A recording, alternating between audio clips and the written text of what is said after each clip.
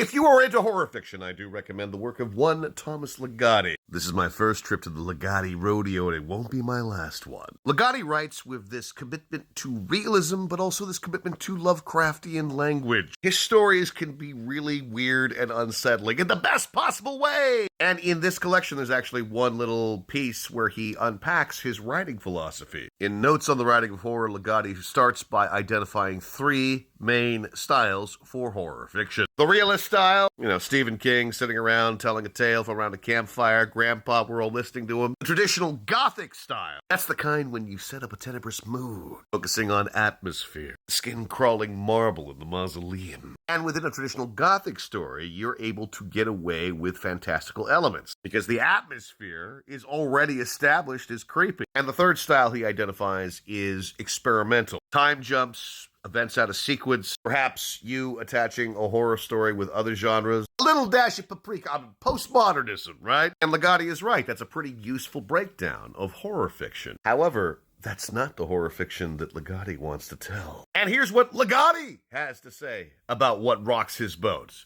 All things considered, I contend that it is none of these voices. Oh, we got that curveball out of nowhere. Nor is it any of the others we have analyzed up to this point. Instead, so I say, it is a lonely voice calling out in the middle of the night. Yeah, absolutely, man. Sometimes it's muffled, like the voice of a tiny insect crying for help from inside a sealed coffin.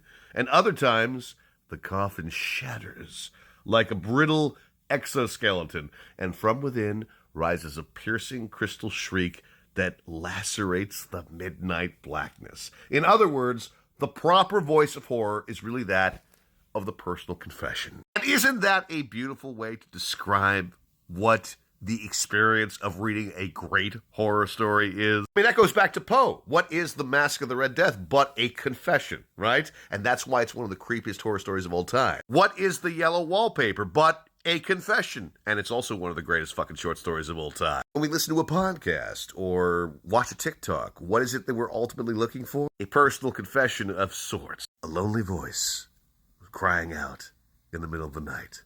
Oh, Ligotti, that's beautiful. This guy can fucking write, can't he?